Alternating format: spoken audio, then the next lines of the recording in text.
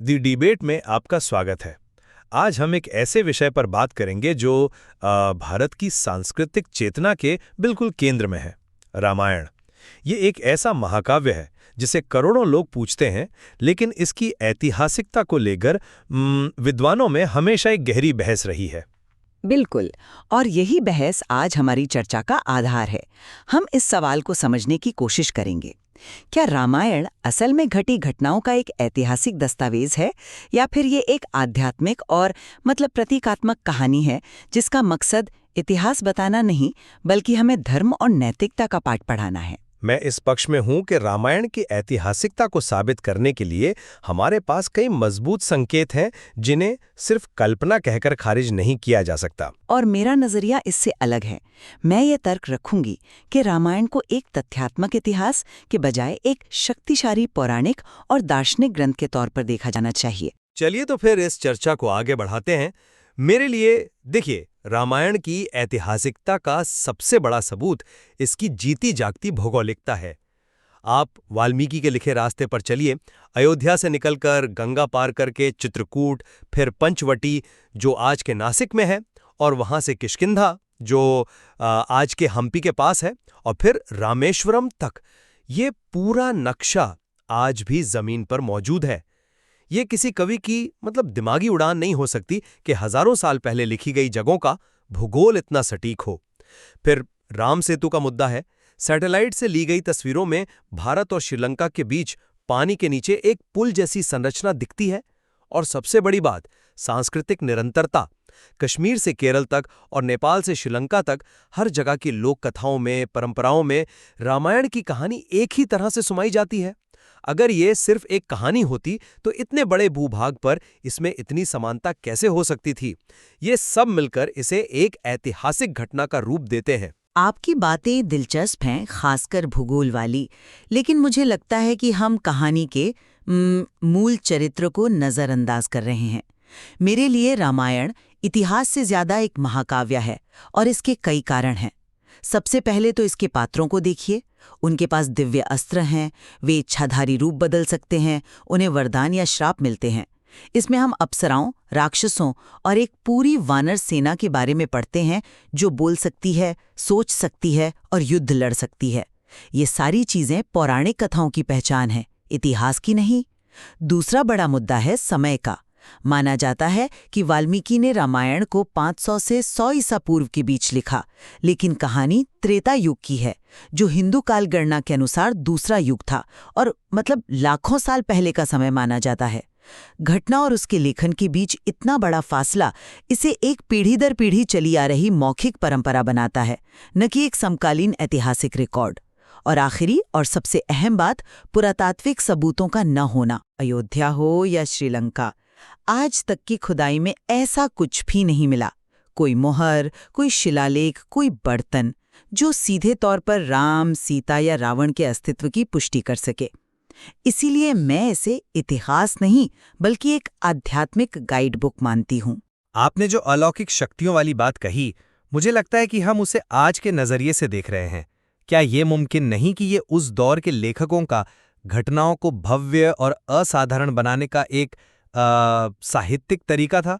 महाभारत में भी हमें ऐसे ही दिव्य अस्त्रों और घटनाओं का जिक्र मिलता है, लेकिन हम जानते हैं कि हस्तिनापुर और द्वारिका जैसी जगहों के कुछ पुरातात्विक संकेत मिले हैं। अगर महाभारत को अलौकिक तत्वों के बावजूद ऐतिहासिकता की कसौटी पर परखा जा सकता है, तो फिर रामायण को सिर्फ इसी वजह से खारिज क्यों कर दिया जाए? मैं मानती हूँ कि महाभारत में भी अलौकिक तत्व हैं, लेकिन फिर ऐसा क्यों है कि हमें हस्तिनापुर या द्वारका के कुछ पुरातात्विक संकेत तो मिलते हैं, पर रामायण के मामले में वो कड़ी पूरी तरह से गायब क्यों लगती है? आपकी इस पर क्या राय है? दोनों महाकाव्यों के साथ ये अलग अलग बर्ताव क्यों? अगर रामायण की घटनाएं भी उतनी ही वास्तविक थीं, तो उनके भौतिक निशान कहाँ हैं? भौतिक साक्ष्यों की कमी की एक वजह उस युग की परिस्थितियां हो सकती हैं। त्रेता युग की सभ्यता शायद लकड़ी, मिट्टी या दूसरी जैविक चीजों पर आधारित रही हो। पत्थर या धातु के मुकाबले ये चीजें हजारों साल तक टिक नहीं सकती। साथ ही हमें ये भी नहीं भूलना चाहिए कि भारत ने कितने विदेशी आक्रमण झेले हैं, कितनी प्राकृतिक आपदाएं आई हैं। हो सकता है कि सारे सबूत समय के साथ नष्ट हो गए हों। सबूतों का नाम मिलना उनके कभी ना होने का सबूत तो नहीं हो सकता। माफ कीजिएगा, पर ये तर्क कि सबूत समय के साथ नष्ट हो गए एक बहुत फिसलन भरी ढलान है। इस हिसाब से तो कोई भी अपनी पसंदीदा कहानी को इतिहास बता सकता है। ये कहने जैसा है कि मेरे गैराज में एक अदृश्य ड्रैगन रहता है। आप साबित नहीं कर सकते कि वो नहीं है, पर इसका मतलब ये तो नहीं कि वो सच में है। इतिहास में सबूतों का न मिलना भी अपने आप में एक सबूत होता है। ये हमें बताता है कि उस समय का समाज शायद बड़े पत्थर के स्मारक बनाने या सिक्के ढालने के बजाय मौखिक परंपराओं यानी कहानियों और गीतों को सहेजने पर ज्यादा ध्यान देता था। इसलिए रामायण को इतिहास नहीं बल्कि उस समाज की सांस्कृतिक स्मृति समझना ज्यादा सही होगा। ये उनकी पहचान थी, उनका कैलेंडर नहीं। आप सिर्फ प्रत्यक्ष प्रमाणों पर जोर दे रही हैं, लेकिन अप्रत्यक्ष संकेतों का क्या? राम सेतु को ही लीजिए। आप उसे प्राकृतिक कह सकती हैं, लेकिन उसकी बनावट एक सीधी रेखा में है, जैसी अक्सर मानव निर्मित संरचनाओं की होती है। यहीं पर हमें तथ्यों को ध्यान से देखना होगा। नासा ने खुद ये साफ किया है कि वे सिर्फ तस्वीरों से ये तय नहीं कर सकते कि ये पुल प्राकृतिक है या मानव निर्मित। इसे राम सेतु कहना आस्था का विषय है, विज्ञान का नहीं। ज्यादातर भूवैज्ञानिकों का मानना है कि ये टोम्बोलो नामक एक प्राकृतिक प्रक्रिया से बनी चूना पत्थर की एक श्रृंखला है जो लाखों सालों में बनी है। इसे मानव निर्मित कहना एक बहुत बड़ी छलांग है। ठीक है, राम सेतु पर मतभेद हो सकता है, लेकिन श्रीलंका के दूसरे संकेतों का क्या? वहां के सिगिरिया में चट्टानों पर बने कुछ पुराने भित्ति चित्र हैं और ऐसी मान्यता है कि रावण का महल हो सकता है। इतना ही नहीं, श्रीलंका के सबसे पुराने ऐतिहासिक ग्रंथ महावंश में, जो बौद्ध इतिहास का दस्तावेज है, उसमें भी यक्षों और रावण का अप्रत्यक्ष उल्लेख मिलता है। ये छोटी छोटी कड़ियां मिलकर एक तस्वीर तो बनाती हैं, लेकिन ये कड़ियां बहुत कमजोर हैं। सिगिरिया को रावण के महल से जोड़ना एक आधुनिक मान्यता है।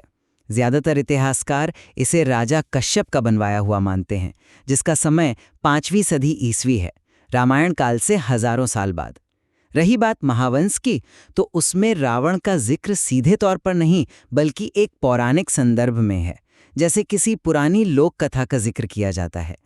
अप्रत्यक्ष संदर्भों से इतिहास नहीं लिखा जा सकता।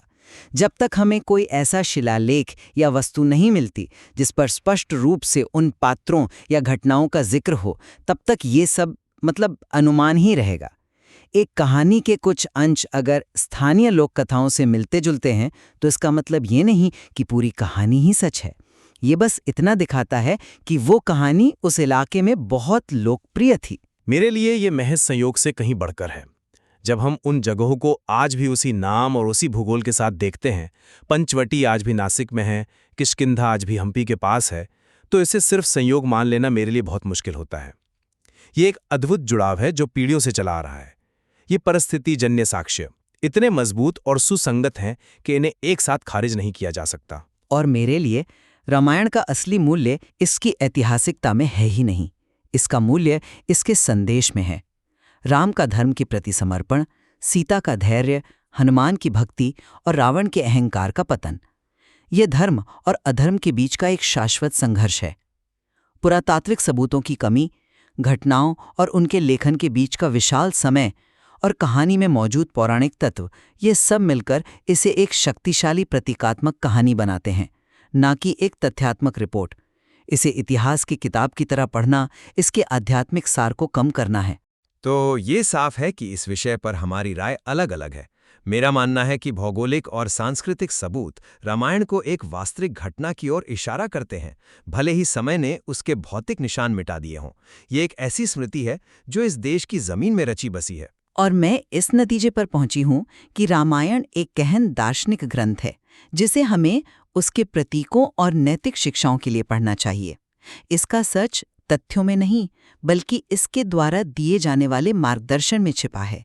यह इतिहास से ज्यादा हमारे लिए एक आईना है। ये चर्चा दिखाती है कि प्राचीन ग्रंथों की व्याख्या कितनी जटिल हो सकती है, जहां इतिहास, आस्था और प्रतीकवाद एक दूसरे में इतने गुंथे हुए हैं कि उन्हें अलग करना नामुमकिन सा लगता है। शायद सच इन दोनों के बीच में कहीं हो। बिल्कुल। अलग अलग नजरियों को समझना ही किसी विषय की गहरी समझ की ओर पहला कदम है। यह हमें सिखाता है कि सत्य के कई पहलू हो सकते हैं और किसी एक जवाब पर टिक जाना शायद सही न हो। इस महाकाव्य में खोजने और समझने के लिए और भी बहुत कुछ है। अब इसका अंतिम निर्णय हमेशा की तरह हम अपने सुनने वालों पर छोड़ते हैं।